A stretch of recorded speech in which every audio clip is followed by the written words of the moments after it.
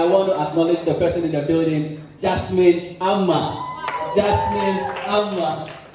You come here, you.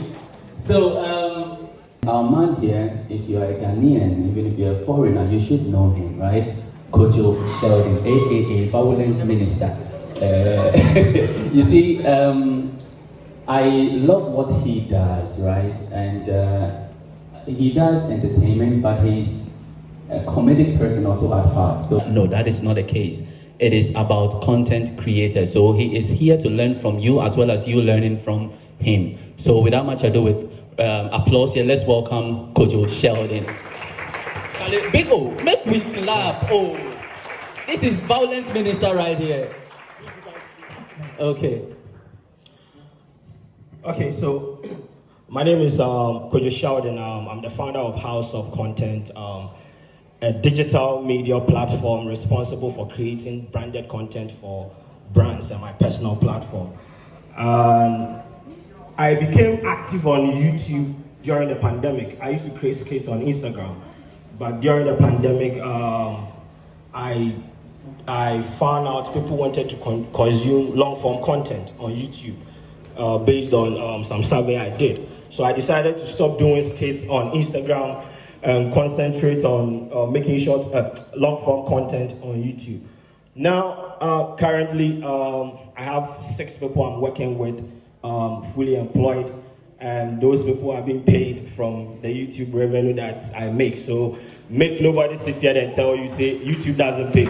It actually pays a lot. So this is my story.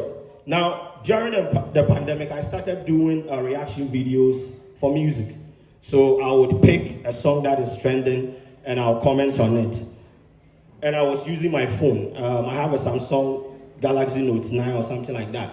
That is what I started creating long-form content on YouTube with.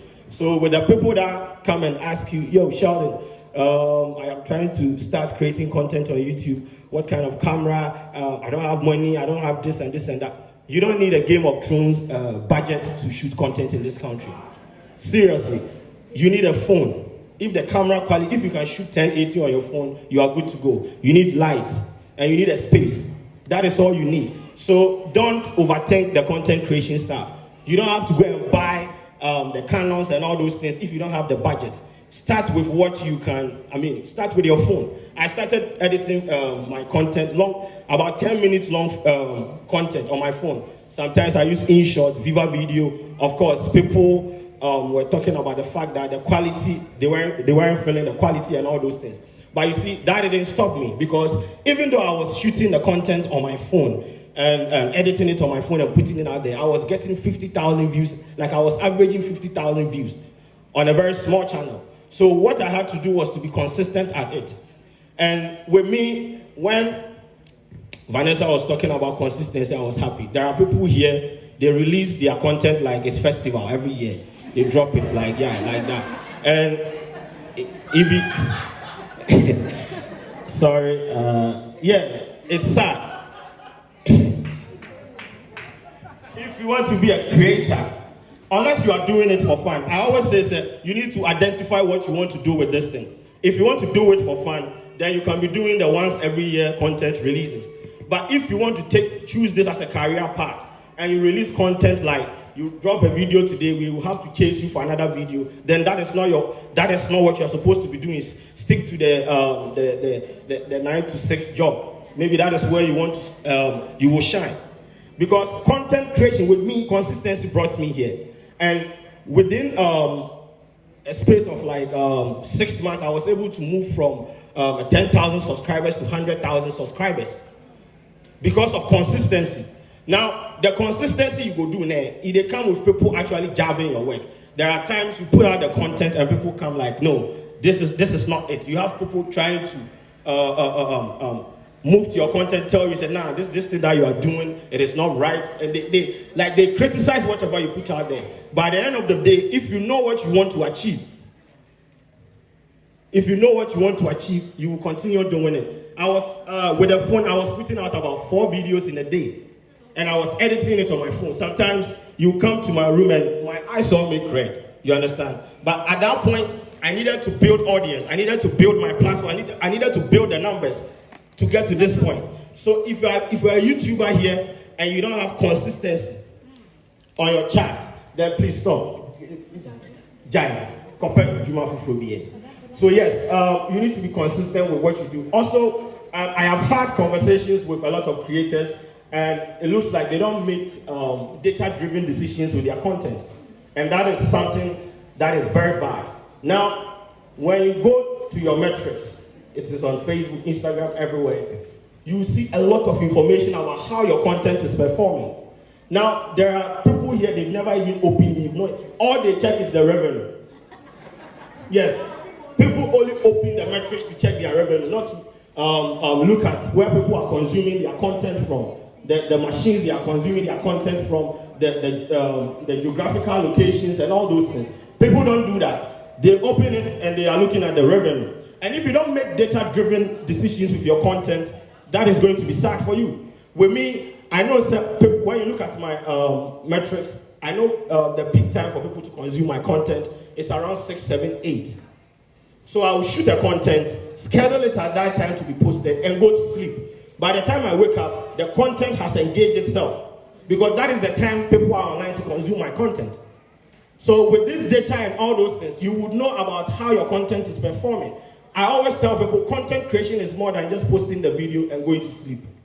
We all can do that. I can just drop video. But you see, when you are starting this, you need to understand a lot. It is an art that you need to study. You need to understand metrics, platform dynamics. There are content that will do well on Twitter. You post it on Facebook, for instance, it's not going to do well. And there are some content you pick on Twitter, you try to recreate it on your YouTube channel, it's not going to work. So you need to understand platform dynamics. You need to use data to make decisions when it comes to content. Know where people are consuming your content from. Know the machines they are consuming your content from. Because I found out a lot of people consume my content from television. So if I'm doing logo placement for my video, I will know how to place it. So that when they open the content on a wider screen, you wouldn't have your logo pushed somewhere. These are some of the things you need to do. And you see, when you open the data, everything is there. YouTube, they have structured it in such a way that when you open it, you know, okay, I have about 10% of my audience coming from the US, 40% from Ghana, this and that. It is there, very simple. You use that data to make data-driven decisions when you are creating the content, so that you don't suffer. And also with the tag words like this, the tag words and all those things. At the end of every month, YouTube will pull in your tag words for you, like the most search tags and all those things. These are things you can use to make sure to optimize your search engine, optimize your search engine. So as a creator, as a YouTuber, you need to make data-driven decisions. You understand? With your content. Be deliberate at it, because if you don't do it that way, you will create a dope content, put it out there, you might post it at the wrong time, and the content will go out there, it will not do well. That will discourage you. Because one thing where the best is say, you put all your resources into a video, put it out there, and the numbers that you are expecting for the video, that is the most discouraging thing on earth. It's like, why am I even doing this? So if you don't want those things to happen to you, try to deliberate attempt to make data-driven decisions with your content, and that would help you.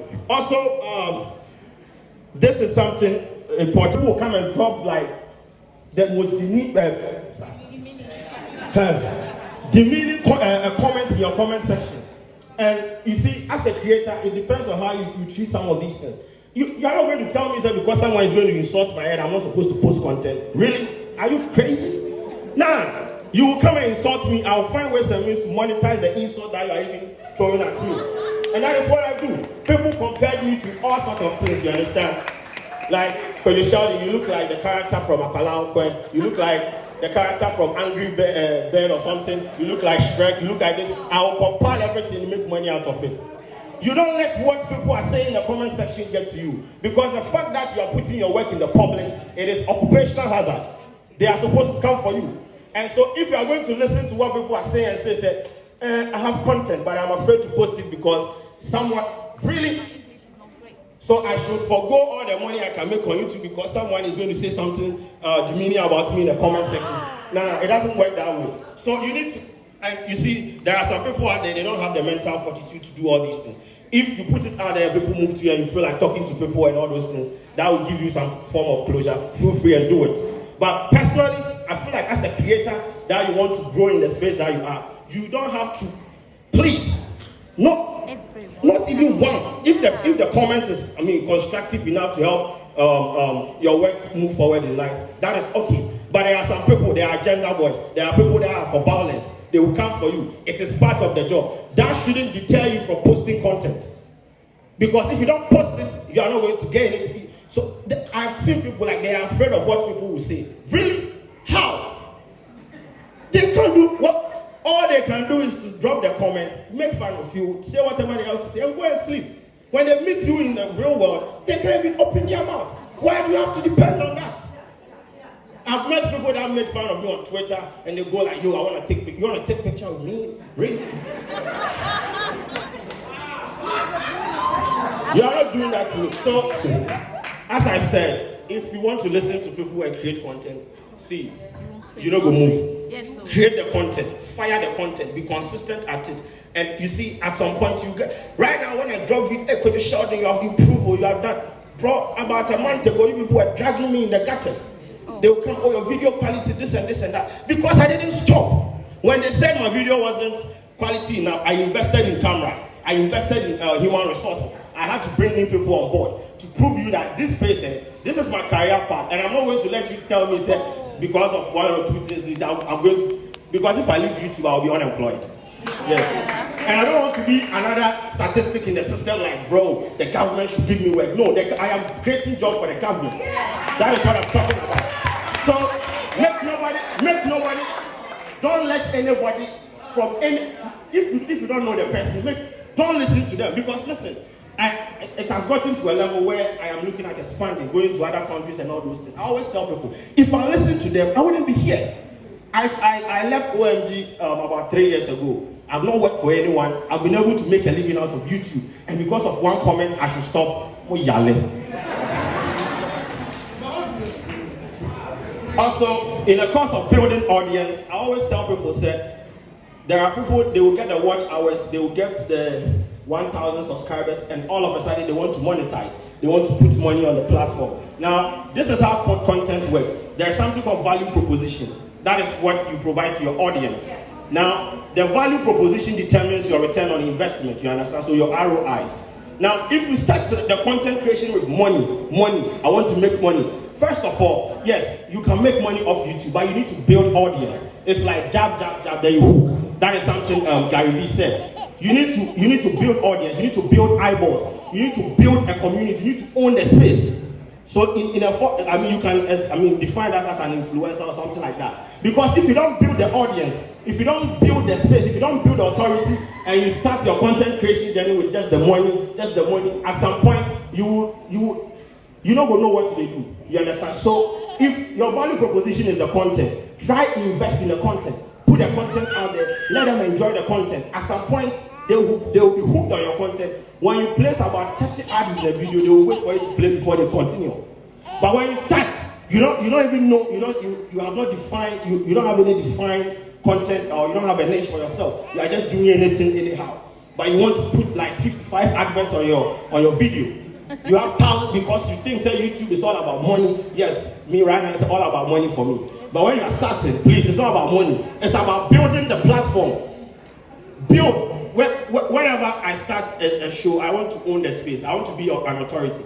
Right now, when they release a song, they are looking for Kwadwo Sheldon to do a breakdown. When Manchester United then go do the Maya, they are waiting for Kwadwo Sheldon to comment. When there's something trending on social media, they are waiting for Kwadwo Sheldon. I build the authority. So when you withdraw the content, they have like withdrawal symptoms. Or syndrome or whatever you will call it. When my account was terminated, I had calls from various quarters. It should tell you people consume the content. They are hooked on the content. I didn't start by I identified my audience and fed them with the content consistently. And at some point, they were with me. Like, well, they would watch the thing on YouTube, take a small part, and come and share it on their socials. And that has not even been activated on my platform. They were doing the social sharing for me. That is how you build the audience. So at some point, when you build the audience, you have the attention, you own the space, then you can think of what? talking about money and all those things. But if you are starting, please, the Sika thing, if you have 1,000 subscribers and the watch hour, please, you are going to go through the monetization process, okay? By the end of the day, you should concentrate, you should focus on what you want to do. Because if I come to your channel, I'm coming there to consume content, not to watch adverts on YouTube. If I wanted, I would listen to DCFM. I'm on more advert, baby. I want to consume content. So what is your value proposition to your audience?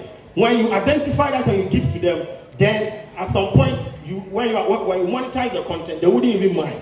You understand? And you can do the monetization through the merchant. 3 things: zeal, data, value.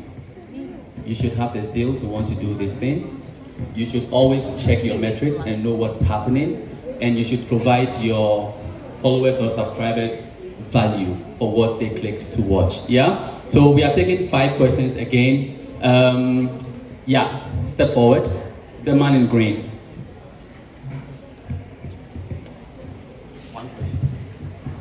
Okay, I think this comment thing is a problem to most of us, what people will say. And I've observed Delay's YouTube page for some time. She mutes her content. Yeah, exactly. Is it something you recommend if you are worried about what people will say? Okay, so you know, Delay is an established name.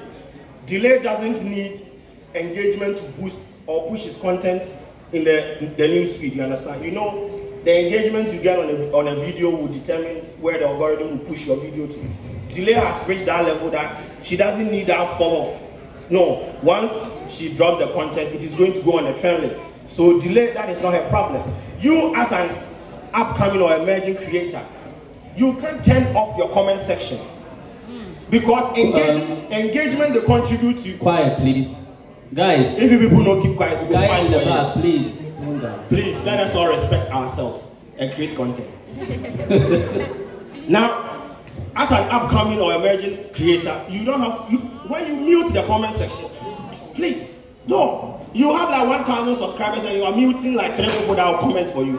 It doesn't work that way. That is why I said that is Delay's copy mechanism, because at where she did right now, she doesn't need the comment to even push her content into the newsfeed, you understand? But you as an emerging creator, you need to allow people, you need to allow diverse opinion. See, when you go through sometimes I will do a content, the year of the day content. When you read the comments, bro, it's like people will come for you.